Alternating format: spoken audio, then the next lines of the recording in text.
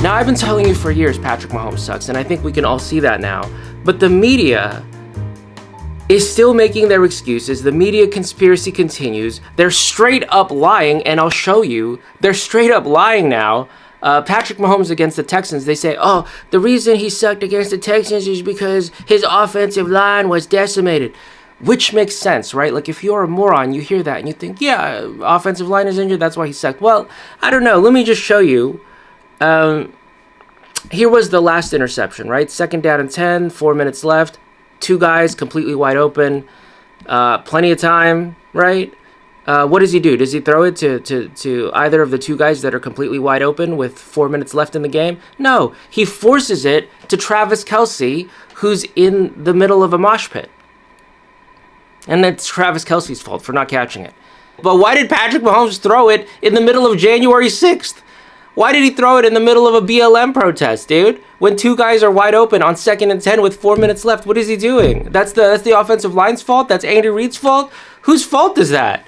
Andy Reid's job is to design plays where guys are wide open. He did that. So what is Patrick Mahomes doing? Why does he escape criticism here?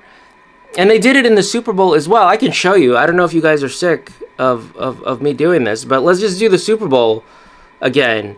They said, oh, they really have to fix the offensive line. Like, Patrick Mahomes was great, but you know, that offensive line.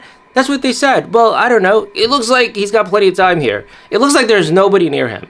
And then when he rolls out, I guess it was a designed rollout. I don't know. But either way, there's still nobody near him. There's nobody near him. And he throws an interception. Whose fault is that? Whose fault is that? How can that be the offensive line's fault? How? Tell me how. On 3rd and 16, so he could have just thrown it away. He's like, nah, let me force it in here. I don't know what you guys are saying, dude. It's not true. Here's another one. A guy is wide open right in front of his stupid face, dude. He's got a clean pocket. Guy streaking wide open. Just let it go. He doesn't see him. Can I tell you something? I could complete that pass. No, it's 15 yards. I could complete that pass. Maybe it'll have like an arc. Okay, maybe it won't be like zipped in there, but I can complete a 15-yard pass. Can you not? I think I could throw it 15 yards, to be honest. I think I could throw it accurately within 15 yards, especially if it's straight right in front of my face. So anyways, Patrick Mahomes misses it. He doesn't see it. He panics. He runs around in circles and ends up throwing it away. So there you go. That's the offensive line's fault again, even though he had a clean pocket and a guy wide open right in front of his face. That's the offensive line's fault. Here's another one, guy wide open. Patrick Mahomes throws it to Travis Kelce in double coverage, ends up hitting the ground. So another one, I guess, is the offensive line's fault, I suppose. And I don't know if the media are actually this stupid or they're like lying. I can't tell. I can't tell for sure. It's possible that they're just protecting their takes, you know what I'm saying, or rooting for their takes. Like they all got together and said Patrick Mahomes is so great. So when he sucks, they can't like say, okay, we were wrong. They can't say, well, maybe we made a mistake. Maybe we proclaimed him the greatest of all time a little bit too early.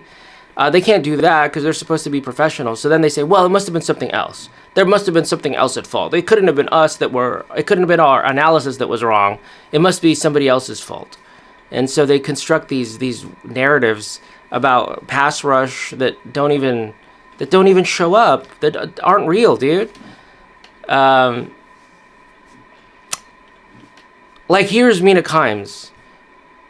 You know I like Mina Kimes. I like Mina Kimes. Would smash. All due respect.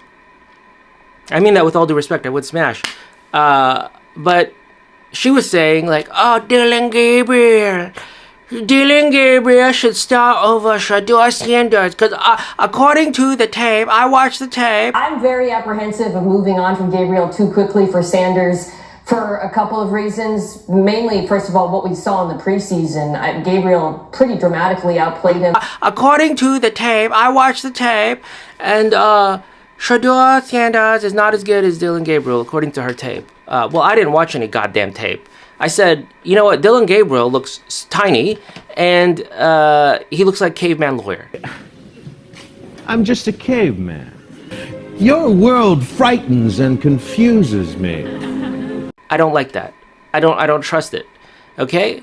And I said, Shadeur Sanders looks at least to be he looks to me like a Jameis Winston level caliber quarterback.